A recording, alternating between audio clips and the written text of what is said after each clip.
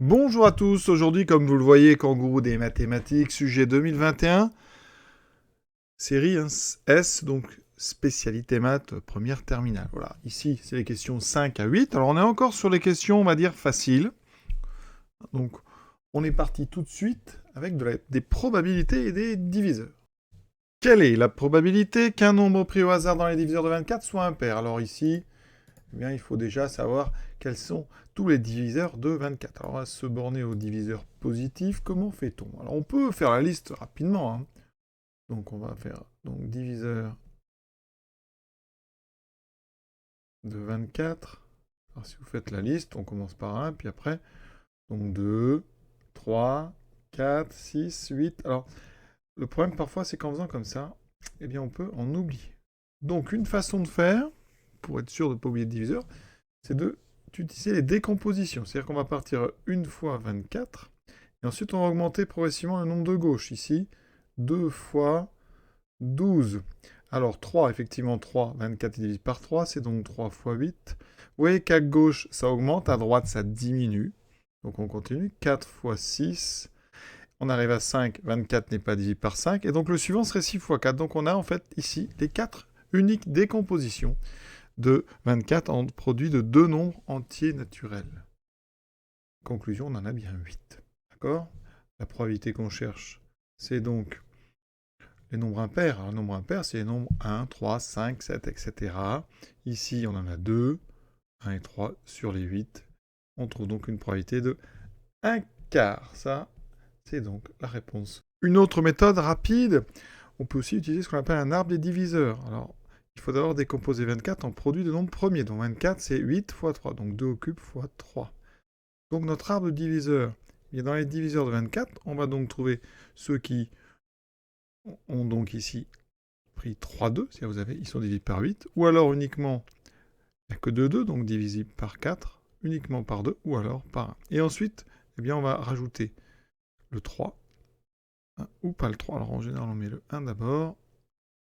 Et vous voyez, on a comme ça construit un arbre. Chaque chemin va vous amener un diviseur. Ici, 1 fois 1, 1, 1 fois 3, 3, 2 fois 1, 2, 2 fois 3, 6, 4 fois 1, 4, 4 fois 3, 12, 8 fois 1, et 8 fois 3, 24. Vous voyez qu'en bout de chemin, j'obtiens mes 8 diviseurs. D'accord?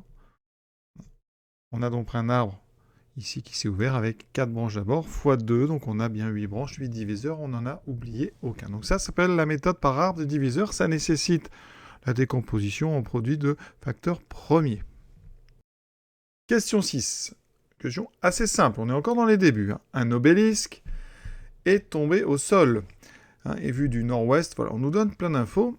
Alors on va regarder, vue du nord-ouest. Quand on dit vue du nord-ouest, ça veut dire que, bien, sur un dessin, je vais remettre ici mes 4 points cardinaux, donc nord, sud, ouest, est. Si on vous dit vue du nord-ouest, ça signifie que vous regardez, vous placez en fait ici, et vous regardez dans cette direction. D'accord? Donc vous coupez en fait le plan en deux, voilà. Et quand on regarde, imaginez que vous êtes ici, donc au-dessus vous aurez ce qui est à gauche et en dessous ce qui est à droite. D'accord? Donc je vais tracer d'abord sur mon dessin ma vue, vous voyez ici. Et on me dit que quand je regarde dans cette direction, mon obélisque est à droite. Donc regardez bien, je vous ai dit quand on regarde comme ça, la droite est en dessous. Donc ça va éliminer quelle possibilité? Déjà, ça va éliminer celle-ci. Parce que l'obélisque, quand on regarde par-ci, elle est à gauche, ici aussi. Il me reste donc 3 possibilités. Les 3 ici, oui, celle-ci, celle-ci et celle-ci sont bien dans la partie inférieure. Moi, ici, il faut que j'enlève en fait toute la partie supérieure à chaque fois. Et celle où il y a l'obélisque, eh bien, donc on les a enlevées toutes les deux. Donc il me reste le A, S ou E.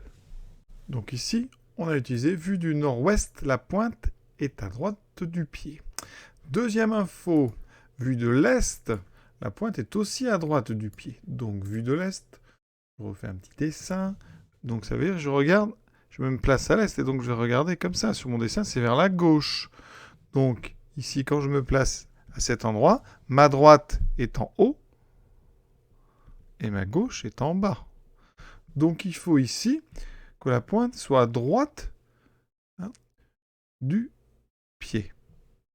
Alors, on regarde. Vous voyez bien que les cas D ici et S, hein, bien, on a l'obélisque ici qui est à gauche. Ouais, cette zone-là, il ne faudrait pas que l'obélisque soit dans cette zone. Donc, ça veut dire que ça élimine en fait bien le S, enfin le D et le E. Il me reste effectivement le schéma numéro, enfin le A, puisqu'on a bien, quand on regarde ici de l'Est, voilà, on a bien l'obélisque qui est du côté droit. De toute façon, on a éliminé les autres réponses. Donc forcément, celle qui reste est donc la bonne. Donc c'était la réponse A. Voici la question. C'est une question très intéressante. Tout d'abord, ça commence par x égale pi sur 4. Et on vous demande quel est le nombre le plus grand parmi les propositions ci-dessous. Est-ce que c'est x puissance 4, x puissance 3, x puissance 2? Est-ce que c'est x? Est-ce que c'est racine de x? Eh bien d'abord, il faut savoir à peu près combien vaut pi sur 4. Donc pi, c'est à peu près 3,14. Donc pi sur 4, hein, donc ça fait 3,14 sur 4. On est à peu près sur, hein, je vous le dis, 0,77. Alors comment on peut faire ça tout seul, quand on est comme ça, lors d'une épreuve? Bon, déjà, vous êtes sur un nombre entre 0 et 1, ça c'est sûr, hein, parce que pi, donc à peu près 3,14. Donc, vous êtes sur du 3,14 à peu près, donc sur 4. Donc si vous voulez, sans calculatrice, savoir à quoi ça ressemble, vous pouvez poser la division. Hein. Vous faites 314 sur 4. Ça va aller très vite, on aura 7. 7 fois 4, 28, il reste 3. Donc ici 34. Ça fait donc ici 8 fois 4, 32. Voilà, on est à peu près sur du 7, 8. Donc on est sur du 0,78. Voilà, j'ai mis 0,77, mais ici, ça me prouve que c'est à peu près 0,78. Alors regardez sur GeoGebra, pour que ça soit bien clair. Ici, c'est la courbe de x, d'accord? Si vous prenez x2, puis x cube, puis x4, qu'est-ce qu'on remarque? Petit à petit, quand on est sur des nombres entre 0 et 1, comme ici, eh bien, plus on a un degré grand, plus la courbe, elle diminue, elle se rapproche, vous voyez, de l'axe des abscisses. Donc ça veut dire que les puissances ici, quand on prend un nombre entre 0 et 1, eh bien, plus on prend une grande puissance, plus le nombre est petit. Donc, conclusion, sur 0,1, on aura x qui est supérieur ou égal à x2, qui est supérieur ou égal à x3, qui est supérieur ou égal à x4, etc. Donc forcément déjà, de mes 4 premiers, c'est forcément, hein, comme ici, pi sur 4, il appartient à 0,1.